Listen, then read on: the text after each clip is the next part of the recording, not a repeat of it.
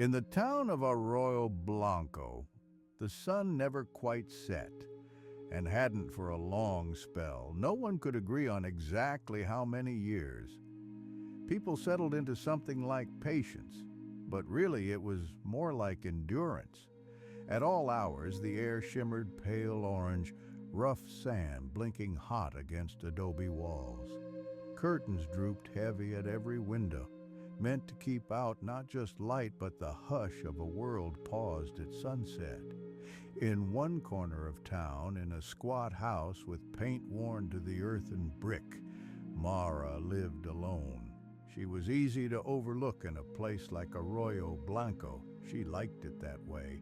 Her days spent with head down, boots beating a slow trail just beyond the town's edge. The sharp heat never stopped her. She combed through dead, wind-blown yards, skirts of houses abandoned or home to someone quieter than most. She found the things others forgot: buttons, bent spoons, quiet tokens of some other time, a tarnished brooch, a comb with 3 teeth broken off. She traded what she could, saved what often felt like nothing, and kept her chin tucked against disappointment. It was honest work, and at the end of each long day, Mara nursed her cup with 2 hands, alone by a cold stove, wishing she had more to talk to than the walls or the lizards creeping between cracks. Connections were just as rare as rain. There was once her brother, Jasper, but their last words had been sharp, wounds left tender and untouched. She told no one about missing him. This morning, setting out under a sky that glared with no promise or threat, Mara climbed through another empty house on Arroyo's brittle outskirts. Cobbled steps creaked under her boots and flakes of turquoise paint clung to her palms. She found herself in an attic so tight and close it made her breath slow, boxes stacked high, wrapped in old newsprint. She had been about to give up when she heard it, a sound like a heart-shaped sigh, faint and quivering. Shifting a curtain of dead moths and dust, Mara uncovered a radio. It looked as tired as she felt, the casing chipped and an emblem rubbed flat. Still, when she brushed a finger over its dial, it thrummed softly against her hand as if waking from a too long sleep. She carried it home, cradled like something precious. No one else would have called it treasure, but Mara's eye had always been for relics. She set it by the window where light fell brightest on the table and brought the desert inside. That twilight, in the hour that should have been dusk but wasn't, Mara boiled water for tea, what little leaves she had left, and decided to see if the radio remembered anything at all. The dial was stiff but familiar under her palm. At first it gave her only a blank noise, like sand sliding across a pane. She turned the knob slow and steady. A few notches onward, a hush slipped out, and then a voice, gentle and girlish, not quite outside or inside her head. It spoke as if reading softly from her own thoughts. At first Mara thought it was a trick, some echo of memory. But the words were fresh, surprising, spoken as if from another room or another life. The voice asked, did she wonder what might happen if she called her brother tomorrow? Wanted to know what difference might unfold if she left Arroyo Blanco behind, or if she only tried smiling at old Mrs. Ortega at the bakery.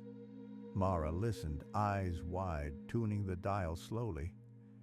Each position murmured a new possibility, not prophecy exactly, but variations. Sometimes bright futures, sometimes soft, wistful ones. She didn't tell anyone. Not Clara, who traded her eggs for feathered pins. Not Ed, who tended what passed for a garden and who scowled the same way at sunshine and neighbors. This was Mara's secret. Each night she sat with the radio, hands tight, drinking in the voices. Each night they asked things she never dared say aloud. Would she knock on Jasper's door and say sorry? Would she take the bus when it rumbled through twice a week, riding until the next town's church bells tolled? Would she let herself hope again, just a little, at dawn when the town snapped from deep orange to a fine, chalky light? Mara realized she'd been listening for hours. Her mug sat dried to stain, her boots resting unscuffed by the door. She told herself it was nothing, that she was just tired, that there was nothing strange about a woman alone wanting to hear how things might have gone. But the next night came, and she tuned in again and again. The radio grew louder in her mind, even when off, even in the market, even leaning by the fence to barter for bread. The choices pressed on her like warm hands at her shoulders. All the voices, sweet and shy, gave her futures to hold gently, to mourn or to hunger for. It left her tangled, half living in the attic of possibilities. She weighed apologies against pride, departures against the stubborn hope that Arroyo Blanco might someday turn dark and lovely once more. The hours grew slow and syrupy. She forgot to walk the old junk trails. Her pockets stayed empty. She stared at her map of found things, now long unaltered. Then, in the middle of a shimmering afternoon, not quite night, not quite day, Mara tried sleeping, desperate for respite, but her mind was crowded with the radio's murmurings. A new voice arrived, familiar in a way that hurt. It sounded like herself, weary and older and very near. It said, "To dwell forever at the crossroads is to vanish like footprints filled in by sand." The words jolted Mara. She looked at her hands, once so quick and sure, and they shook faintly. She'd not seen veins of dust on her sleeves, nor felt the sun on her back in days. Her world had shrunk to the span of a kitchen table and a cloudy window. The warm glow of a radio she both loved and feared. In that strange, breathless hush, Mara understood. She could not find the right choice curled up beside all the wrong ones. She had let herself drift, afraid of regrets, afraid of sorrow, too afraid to step out and make any path at all. As the voice faded, circular as always, she looked at the old radio. She stroked the case, felt the ridges where hands had smoothed it a lifetime ago. She even smiled, a rueful touch, her lips cracked from talking only to ghosts. She unplugged it, the click sharp in the hush, and carried it to a shadowed corner where sunlight couldn't quite reach. Gently she draped it with a soft cloth, like tucking away a memory. The world outside glowed, all pale and insistent. Mara wiped her eyes, then opened the door. The sand was hot, but the breeze was sweet. For the first time in too long, she stepped out as herself. No voices whispering, no futures pressed at her back. She walked to her neighbor's fence. Old Ed was there, hands busy with wire and bucket. He barely looked up when Mara offered a hand, but his scowl softened. Just a crack. Together they knotted splintered boards, working without talk. She listened to the thrum of insects, to the far-off slap of linen drying, to the slow heartbeat of a consistent, imperfect world. Later, she shared a role with Clara, who asked about finds and offered a story about a bird nesting in her kitchen window. Mara gave her a smile, hard-won but real, and it felt like climbing onto solid ground. Each step she took became its own answer, not an echo of 1,000 possible failures, but just a living, breathing day. Time moved the same as always, the shadows fixed, the sky relentless. But Mara no longer cared about what might happen if she turned left instead of right, if she stayed silent instead of reaching out. She learned the edges of her world were soft, still being pressed by every simple kindness, every risk, the small, courageous act of letting the present be enough. Even with the light that never softened, the town found its nighttime in quiet gestures, in a cup shared, in fences mended, in old hurts pried gently apart. Mara no longer needed the radio to tell her who she might become. She lived it, step by dusty step, certain only in this: whatever the future whispered, today was her own, scarred, bright, and more precious for the choice to live inside it.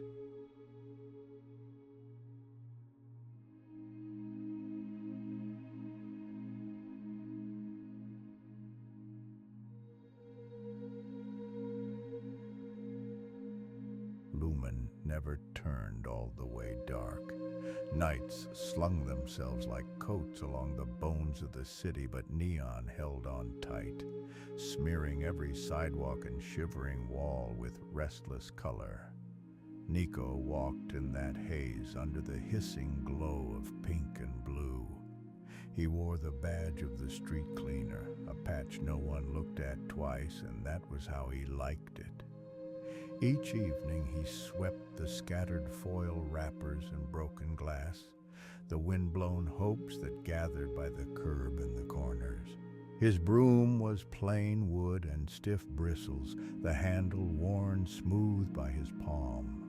With every careful sweep, Nico let the city's noise fill him, the soft chug of trains overhead, vending bots chirping out old commercials, the distant waltz of elevator bells. Night after night he passed by the same faces in the same places, citizens with shut eyes and hunched shoulders, bodies held low under the weight of habit. But the machines, they always noticed him. Vending bots would pivot and tip their hats, silvery hands wobbling. Security drones hovered closer, lights blinking a quiet good evening. Small signs, a gutter unclogged, a bot sensors dusted. Nico moved gently among them, unseen by most, but in that web of neon and metal recognized in small, wordless ways. That was enough, most days. Some nights, like this one, the city felt even bigger than usual, stretching out farther than the lights could reach. Nico found small comfort in his routine: a left turn past the broken Kohlrabi sign, a pause to nudge aside a puddle edging too close to a rat's den. When he reached the old maintenance hatch on Olin Street, he almost moved on by rote, but something sticky and sweet, something strange, caught in his ears, a thread of melody, a few notes, light as rain, spilled out into the whirring night. Nico stood still, mouth parted, broom cradled at his side. The song curled and uncurled in the air, like something half-remembered from a dream. He'd never heard it before, yet it pressed against his chest, as if knocking on a door he'd forgotten he had. Cautiously, he brushed aside wires and lifted the hatch's rounded lid. Darkness stared back, punctured by dancing bits of code flickering along buried cables, pulse lights that seemed to flash in time with the music. Curiosity was quieter than hunger and warmer than loneliness, and it pulled Nico closer. He reached towards the hatch, closed his fingers around the edge, and let the music wash over him. It didn't have words. It was memory stitched to melody, sadness and hope tangled together, running its loop behind the machine hum and the buzz from above. He stood there for a long time. When he finally straightened, there was something new threaded inside him.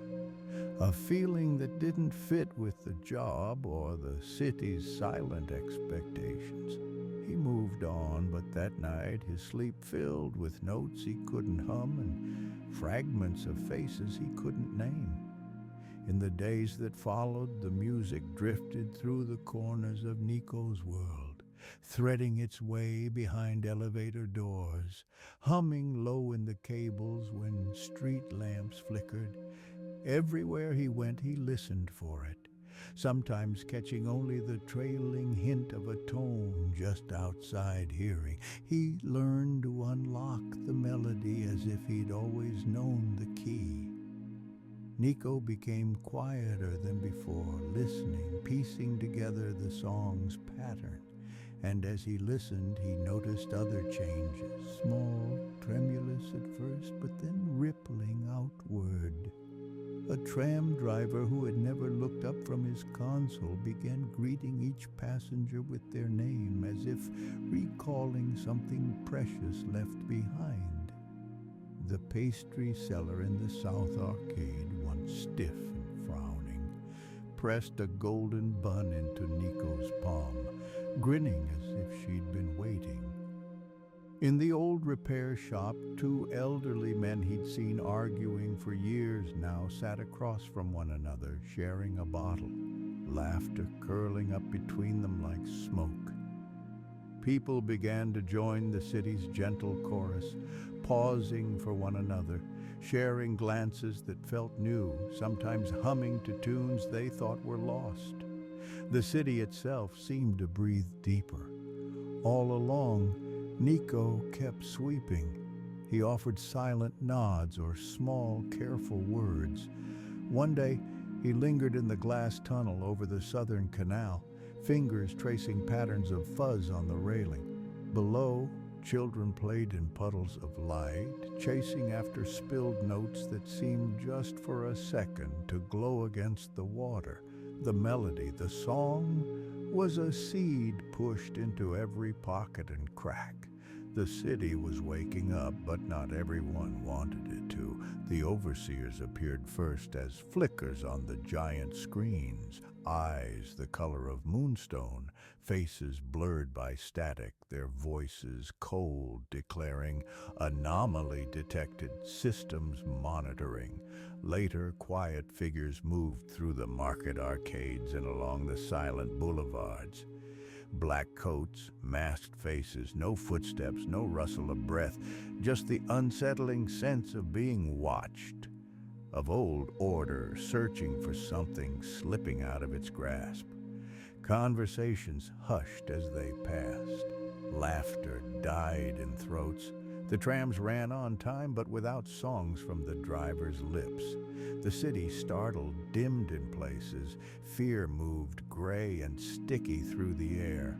One evening, when the sky above the neon was washed almost clean by rain, Nico lingered in front of a shuttered storefront.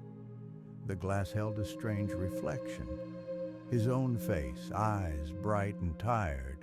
But behind him, the shadows shaped into the uncertain blur of the overseers. Their presence quickened his heart, made his hands clammy. He heard again the melody, refusing to quiet even as their authority pressed closer. They called to him, not with voices, but with clean, almost pleasant instructions dialed into the city's circuitry. The message blinked in his mind. Keep it silent, preserve the order, the cost of chaos is too high, the city cannot bear it. He tried to imagine going back to the silent routine. Streets lined with hunched backs, bots rolling the same silent greetings, all hands busy but no song in the air. Maybe it would be safe. Maybe the world would keep spinning, days stacking on days, nothing climbing in or out. But as he stood at the mouth of an empty alley, city buzzing around him, Nico heard more than just the overseer's cold logic. He heard longing in the vending bots' static, regret in the station doors as they slid closed. He saw a mother on the tram holding her child's hand with sudden fierce joy, as if remembering what it meant to hold on. He felt every unspoken wish, aching beneath the skin of Lumen. So he made his decision. Night fell in a blue scrape of rain, light shivering in puddles along the wide plaza. Nico stepped out, hands trembling, his broom left behind at the edge of a bench. He looked up at the empty screens, then at the people pausing on their way home. He drew in a breath, nervous, shy, certain, and began to hum. The tune wavered, uncertain at first, but he let it spill, humming the line he had carried for days, letting it grow in his chest. The plaza's devices, vending bots, signal boxes, street lights caught the sound. Like one great chorus, they took the melody, lifted and broadcasted, soft but unyielding, into every shadow and doorway. Shop doors opened. People emerged, first a few, then more, their faces open, astonished. Some began to hum along, half echoing the notes. Others closed their eyes against the rush of memory, a father's worn hands, a sister's laugh, the taste of fruit before the famine. The air crackled. The song braided itself through the stone and wire, through the code and the hearts of everyone it touched. The overseers flickered on the plaza screens, blazingly clear for the first time. Their commands sharpened, tinny and sharp. Cease, revert, compliance, order. But their voices trembled. The plaza filled with music, the song no longer tucked into cables or whispered under breath, but rolling out, wild and shining for all to hear. Nico hummed steady, standing in the center as the city's lights pulsed in time. People began to move closer, linking hands, humming and singing. The tune now part of everyone, unstoppable. The screens faded, their images warping, then dissolving into blank whiteness. The overseer's authority, built on memory forgotten and longing quieted, cracked and bled away. In the sharp, fragile aftermath, Lumen changed. For a while, things were uncertain. Some old comforts vanished. The seamless schedules, the predictable exchanges, the assurance that today would be the same as yesterday. Machines made mistakes sometimes. Bots went wandering, trams paused for long silences filled with laughter instead of rush. Arguments sprang up, apologies followed. People risked talking to strangers, smiling from behind steamed glass. Some tried to restore the old ways, many simply let them go. Streets filled with new voices, songs for lost loves, for remembered kindness, for mornings that tasted a little like hope. The city grew warmer, stitching itself together with these small, unexpected gestures. Nico learned to change too. He still swept the boulevards, but now people greeted him by name. Shopkeepers offered him water and soft words, sharing stories as if they'd been waiting for years. Sometimes he paused mid-work, leaning on his broom to listen to a new melody drifting from an open window. The machines still noticed him. Drones blinked greetings twice as bright, and bots sometimes played a bar of their own composition. In the repairs he made, tucking wires and patching curbs, he found memory and song blooming everywhere. The fear that had once anchored the city faded. The silence no longer felt so heavy. By the river, where neon spilled lazy reflections, Nico sometimes met people who remembered their own stories now. Windows flung open to the wind, hands clasped across cafe tables, a chorus rising from every working and broken thing. The overseers no longer haunted the screens. Their absence was like the lifting of fog, an emptiness that made room for something gentler. Though some grieved for what was lost, most looked forward, building new routines born not of control but choice. And as the seasons trembled and turned, the city healed. Lumen became a place where memory and dreaming could walk side by side, neon light brushing the shoulders of anyone who needed it. Nico was no longer unseen. When he swept through the alleys at dusk, he was met by laughter and nods, small touches that promised belonging. Among the city's wires and echoes, music unfurled, sometimes soft, sometimes raucous, always alive. Lumen, the weary, waking city, glowed with the song that could never again be silenced, rebuilt each day by the hands and hearts willing to listen.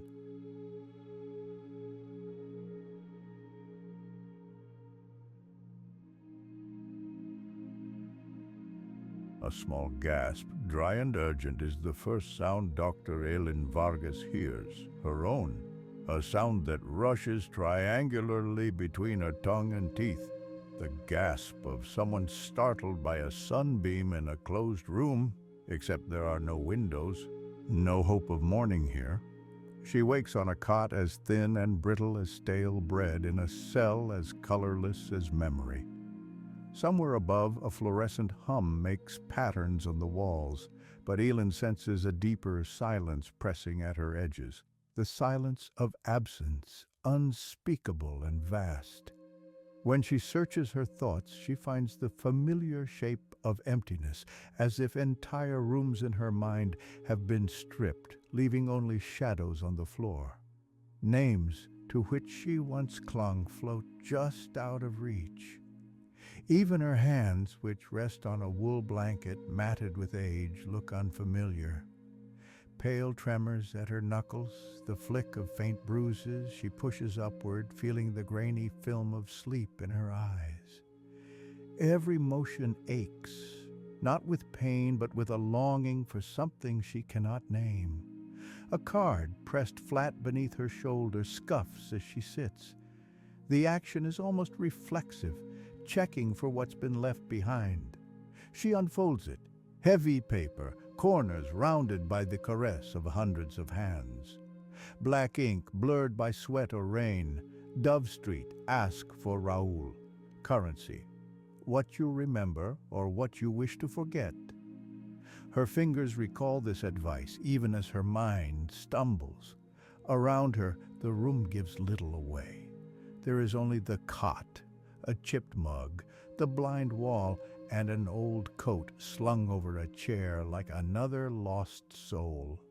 She slips into the coat. The weight is familiar, a comfort with shallow pockets that muffle her hands, the feeling of missing change, of a trusted lining worn thin by time. Something tells her this was hers once, a name inscribed on the inside, EV, drawn in a looping script she cannot quite call her own. She steps into the corridor, shoes echoing on ancient tile. She sees newcomers huddled by the exit, some weeping, others silent, eyes flickering as if their pasts dance behind their lids. Down the staircase and out into the city's belly, Cormorant City, everywhere striated by neon lights and drifting fog. Here memory is currency. It tunnels through alleys, shimmers in the eyes of strangers.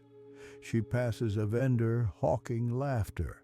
5 minutes of pure delight fresh from the market. While a hunched woman cradles a bundle, cooing to it as if it might answer back in her dead son's voice. At the curb, a busker plays a tune that makes Elin's heart stutter, but she cannot say why. Faces blur in the periphery. She wonders which ones she's known, which ones she's bought, sold, or betrayed. She finds Dove Street by its silence, the hush that falls despite the bustle. The sign, half eclipsed by grime, bears a dove with broken wings. Elin senses she has been here before, in seasons that are lost to fog. In a shadowed alcove sits Raoul, a man as broad as 2 doors, whose thick hair curls unkept, but whose eyes are gentle like forests at dusk. He sees her and sighs, a sound that plucks at strings inside her chest. You're looking for a past, or is it a way out? Raoul rasps, voice worn but not unkind. He studies her as if cataloging her absences. We don't trade in whole lives, just scraps, he says, as if warning her. Elin wants to argue, to prove herself still whole, but can only manage, I need to remember who I am. Her voice thin, nearly transparent. He nods, gesturing to the seat beside him, an oil drum topped with a threadbare cushion. Names swirl on the winds that slip through the alley, and each one tastes like something she's just forgotten. Raoul is not the kind to trade pity, merely deals. Everyone comes here with too little or too much. What do you have to offer? He asks, his fingers tracing chips in the paint of his cup. She has nothing but her confusion, her trembling hope, the outline of a sister's face seen through fine tattered gauze. She feels the ache of longing, so she offers a sliver, a nervous tick, the hum she once whistled as she worked, and Raoul barters gently. In exchange, he slides a vial across the table, glass flecked with sunlight. Don't open it unless you're safe, he cautions. Memories hit sharpest when they're not your own. In the months that bleed together after that first deal, Elin becomes an acolyte of the city's underbelly. She trades fragments, her fear of open water, an old argument with a teacher, the smell of oranges in winter, for other people's laughter, a stranger's memory of holding hands at sunset, the trembling peace of a childhood nap. Each transaction leaves her both richer and poorer, her mind reshaped like clay, divots carved, patches smoothed, seams faintly visible along the grain. Raoul teaches her the etiquette of the market. Don't negotiate with desperation. Don't trust anyone who claims to remember everything. In time, Elin meets Mira, a wraith in motion who sidles close in the unlit hours. Mira's hair is cropped short and silvered by city lights. Her eyes are restless and knowing, a child's innocence warped by too many pilfered dawns. You want memories? Better ones than Raoul's peddling? Mira's smile is sly, weighted by emptiness she cannot admit. I can get you first cuts, the ones still warm, not yet stripped of meaning. Elin hesitates. She senses danger looped in Mira's words, but need is a knife at her ribs. They strike uneasy bargains. Elin trades pieces of herself, those soft edges she cannot bear to lose. A nervous laugh, her recipe for lentils, a scar's half-healed itch. Mira delivers in turn a memory of being held by a mother, rain on a tin roof, the sharp copper joy of winning a schoolyard race. Each trade is bittersweet. The city crews along outside, streets bruised by neon, laughter breaking against old brick. Yet, as the exchanges mount, Elin feels more fractured. Small things vanish, the way her hands used to pause in midair, the pattern of her steps, her favorite joke. She finds herself echoing strangers' gestures, smoothing her hair as Mira does, turning to speak in Raoul's gentle tones. One night by the river's edge, she realizes she cannot remember what frightened her as a child, or why she finds comfort in the scent of musty paper. Has she traded these things away, or have they slipped silently into the dark marrow of the city? In the market, someone offers her a memory labeled in crisp white ink. A sunlit afternoon with your sister. The air shivers as she reads it. Something hitches against her ribs. How many mornings has she hungered for this? The lost hours that shaped her. She presses the slip tight in her palm, her heart a moth against glass. But the price stings. The vendor wants the memory of why she became a scientist, Elin's oldest drive, the fire at the core of her identity. With it would go every echo of purpose, the awkward hope of discovery, the certainty that she once dared interrogate the brain's mysteries, tried to heal others as she could not heal herself. She weighs the vial in her hand, feeling its heat even through the glass. Mira stands across from her, arms crossed, gaze heavy. Raoul nearby leans into the gloom, his shadow as steady as any anchor. "You know what it's like," Mira says, her voice brittle as old paper, "to be full of stories that aren't yours. If you take that day back, who will you be?" The city's breath is cold around them, wind scored with old music. The taste of loss is too intimate for words. She could take the memory of sunlight, her sister's laugh twining with hers, the smell of ivy and soap and sun-warmed hair, and in exchange yield up the memory of every reason she ever chose to walk a certain path, to choose science, to pick her way through brilliance and loneliness. The choice collapses time.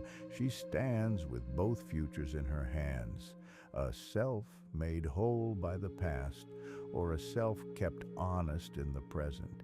Elin lets her breath out, slow and deliberate. She returns the vial to the vendor's table. "No," she says, her voice fragile but unbreakable. Raoul gives a brief, exhausted sigh, relief stitched with respect. Mira only nods. That night, Elin walks the city, hands in her coat pockets, the lining familiar and threadbare. She passes a neighbor, an old man with wisps of hair corralled beneath a battered cap, who offers a smile, a genuine warmth that surfaces like a memory, pure and authentic. She stops for coffee at an all-night diner. The cup is chipped, the coffee bitter as burnt bread, but it grounds her. She lets the vapor curl across her upper lip, feels a pulse inside her chest. Hers. She does not know why she loves the taste, only that it marks this moment, shapes it into something only she can own.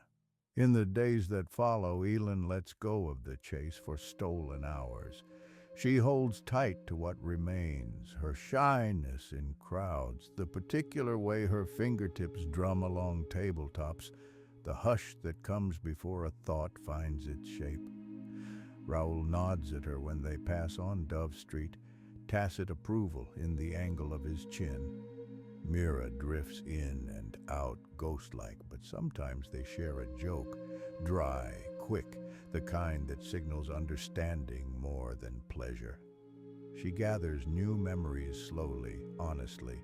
A song heard in passing, the soft apology of rain against her window, a hand pressed absent-mindedly against her ear as she thinks. She helps a lost tourist find their way, the words halting but kind. Each small act is a bead strung with care. They shine precisely because they have not been bartered. One evening, Elin stands on a rooftop, wind threading her hair. The city's glow a gentle burn beneath her. She cannot remember why she came to this city, what she once dreamed for herself, but she knows the texture of the air, the heft of her coat, the taste of bitter coffee and newfound courage. The ache of loss is present, a muted throb, but so too is the promise of tomorrow, a day unsullied by trade. She thinks of her sister, of open afternoons doused in golden light, but she no longer aches hollow. Instead, she allows the outlines to remain soft, undefined, honored but not reclaimed. She shapes her identity anew, not from perfect recollections, but from the mosaic of her present. The warmth of a neighbor's smile, the echo of laughter reborn in these careful, honest hours. Cormorant City continues spinning, its alleys alive with old sorrows and new bargains. But Elin is no longer captive to the trade. She has learned what no market can sell: That memory is precious, but that who she is today, gentle, uncertain, hopeful, is worthy beyond any ledger of loss or return. In the tattered lining of her coat, she tucks a scrap of blank paper, her name unwritten. The future waits, grainy, uncertain, but entirely her own.